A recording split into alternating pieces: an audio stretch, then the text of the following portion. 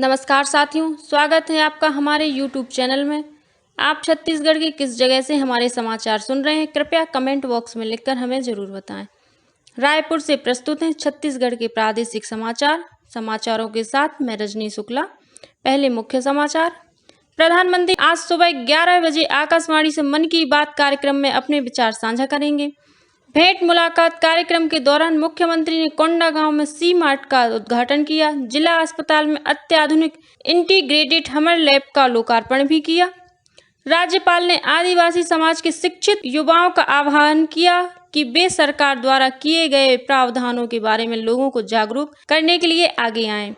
और मौसम विभाग ने प्रदेश में आज 1-2 स्थानों पर गरज चमक के साथ अंधड़ चलने की चेतावनी दी है। अब समाचार विस्तार से। प्रधानमंत्री नरेंद्र मोदी आज सुबह 11 बजे आकाशवाणी से मन की बात कार्यक्रम में अपने विचार साझा करेंगे। मन की बात का आकाशवाणी और दूरदर्शन के सभी चैनलों से प्रसारण किया जाएगा। प्रधानमंत्री ने कहा है कि उन्हें मन की बात कार्यक्रम के लिए कई सुझाव मिले हैं। उन्होंने प्रसन्नता व्यक्त करते हुए कहा कि कार्यक्रम के लिए बड़ी संख्या में युवाओं ने विचार साझा किए हैं। प्रदेश व्यापी भेंट मुलाकात कार्यक्रम के दौरान मुख्यमंत्री भूपेश बघेल ने आज कोंडागांव में सी मार्ट का उद्घाटन किया। इस मार्ट में बिहान के तहत महिलाओं द्वारा निर्मित विभिन्न उत्पादों के साथ ही कोदो कुटकी जैसे स्थानीय उत्पाद बिक्री के लिए उपलब्ध रहेंगे। इस मौके पर मुख्यमंत्री की उपस्थिति में कोंडागांव जिला प्रशासन और नेचर स्केप के बीच बांस से विभिन्न सामग्री बनाने, आर्टिजन रिसोर्स सेंटर का निर्माण और उपयोगी शिल्प वाली कलाकृतियों का प्रशिक्षण देने के लिए समझौता पत्र पर हस्ताक्षर भी किए हुए। प्रवास के दौरान मुख्यमंत्री ने केशकाल विधानसभा स्थित बड़े डोंगर के विकास के लिए कई महत्वपूर्ण घोषणाएं की हैं। इनमें प्राथमिक स्वास्थ्य केंद्र का सामुदायिक स्वास्थ्य केंद्र में उन्नयन, जिला सहकारी बैंक की शाखा और फरगांव के कोनगुड़ में स्वामी आत्मानंद अंग्रेजी माध्यम स्कूल खोलना शामिल है।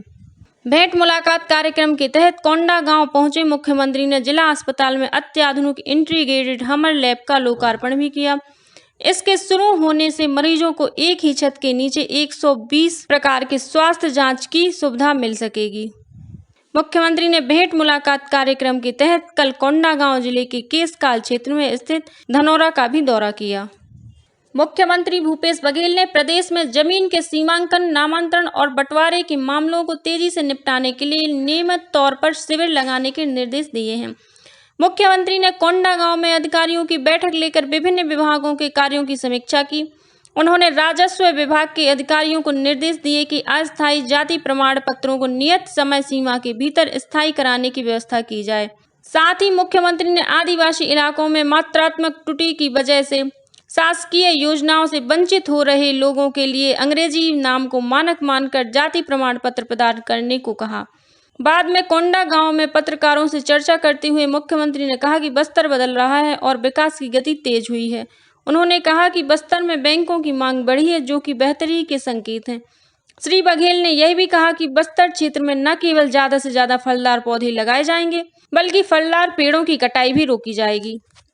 प्रदेश के सभी राजस्व और तहसील कार्यालयों में राज्य के प्रकाशित अनुसूचित जाति और जनजाति के अंग्रेजी में अधिसूचित जाति नामों की सूची अनिवार्य रूप से चस्पा की जाए, ताकि आवेदनकर्ताओं और आमजनों में इसे लेकर होने वाली भ्रांति खत्म हो सके। इस आशय के निर्देश सामान्य प्रशासन विभाग ने सभी अनुविभागीय अधिकारियों और तहसीलदारों को दिए हैं। इनमें कहा गया है कि अनुसूचित जाति और जनजाति वर्ग के व्यक्तियों को जारी किए जाने वाले जाति प्रमाण पत्रों में भारत सरकार द्वारा प्रकाशित छत्तीसगढ़ राज्य के अंग्रेजी में अधिसूचित जाति का ही उल्लेख किया जाए। छत्तीसगढ़ में बाल अधिकारों को बढ़ावा देने और ग्राम पंचायतों को बाल सुलभ बनाने के लिए एक अभिनव राज्यव्यापी युवा नेटवर्क राज्य में 5000 सरपंचों के नेटवर्क सीजी पंच द्वारा बस्तर में लॉन्च किया गया है। सरपंचों के सीजी पंच नेटवर्क ने प्रत्येक ग्राम पंचायत में 2-3 युवा संगवारी का चयन किया है, जिन्हें यूनिसेफ द्वारा प्रशिक्षित किया जाएगा। संगवारी गांवों को बाल सुलभ बनाने और बाल सभा और महिला सभा आयोजित करने में सरपंचों की सहायता करेंगी।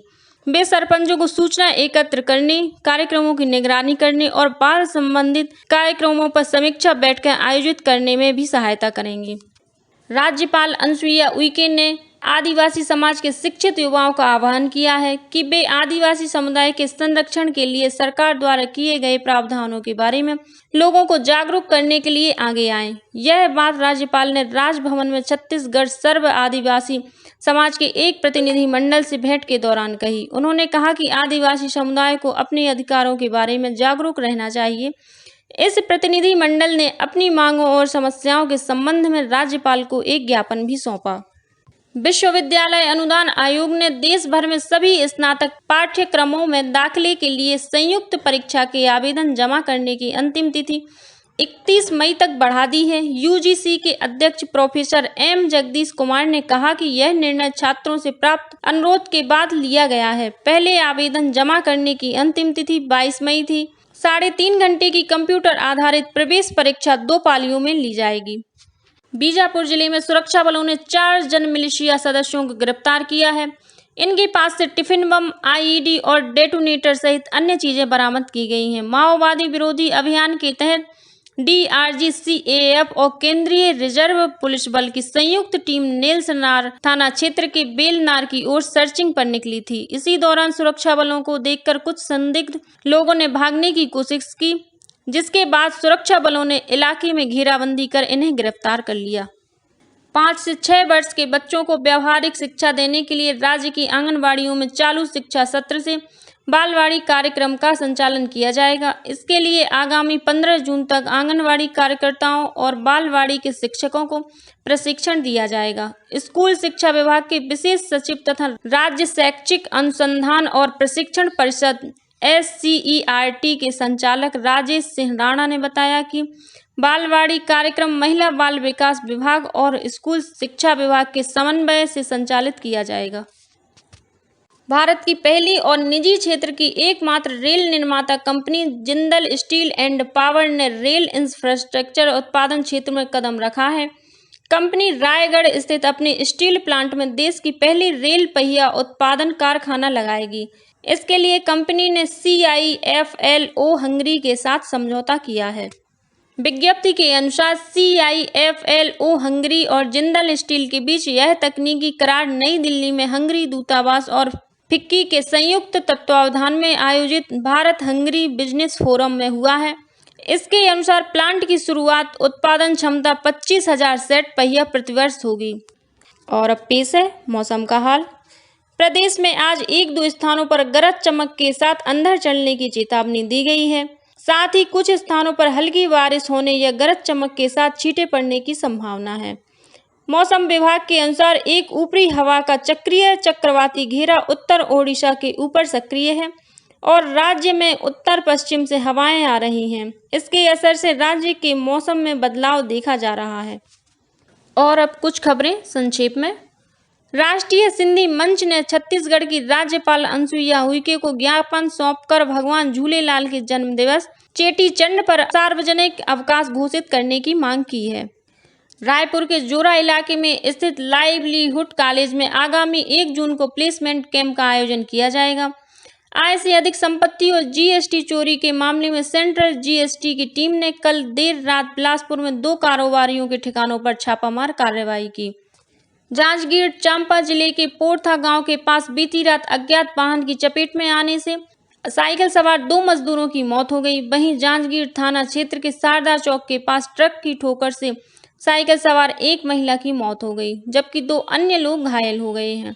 7 साल से फरार एक चिटफंड कंपनी के मुख्य डायरेक्टर को जांजगीर चांपा की सिटी कोतवाली पुलिस ने गिरफ्तार किया है। करोड़ों रुपए की धोखाधड़ी के मामले में अब तक इस कंपनी के 8 आरोपियों को गिरफ्तार किया जा चुका है। भाजपा पिछड़ा वर्ग मोर्चा के राष्ट्रीय महामंत्री और सांसद संगम लाल गुप्ता 30 और 31 मई को छत्तीसगढ़ प्रवास पर रहेंगे। इस दौरान वे महासमुंद और रायपुर में पिछड़ा वर्ग मोर्चा के पदाधिकारियों की बैठकें लेंगे। पुणे में आयोजित 18वीं senior roll ball national championship में छत्तीसगढ़ की महिला टीम ने रजत पदक हासिल किया है। जांजगीर चांपा जिले के नगरदा थाना क्षेत्र के बहिरा गांव में बीते मार्च महीने में एक व्यक्ति की मृत्यु के मामले में साक्ष्य छिपाने के आरोप में 3 लोगों को गिरफ्तार किया गया है। कबीरधाम जिले की चल्फी पुलिस ने जांच के दौरान एक ट्रक से करीब 45 किलो गांजा बरामद किया है। जिसकी अनुमानित कीमत लगभग 9 लाख रुपए है। इस मामले में 4 आरोपियों को गिरफ्तार किया गया है। और राजनांदगांव देवादा स्थित एक ढाबे के संचालकों पर जानलेवा हमला करने और तोड़फोड़ के मामले में सोमनी पुलिस ने 2 और आरोपियों को गिरफ्तार किया है। इस मामले में अब तक 5 आरोपी गिरफ्तार किए जा चुके हैं। इसी के साथ प्रादेशिक समाचार समाप्त हुए। नमस्कार।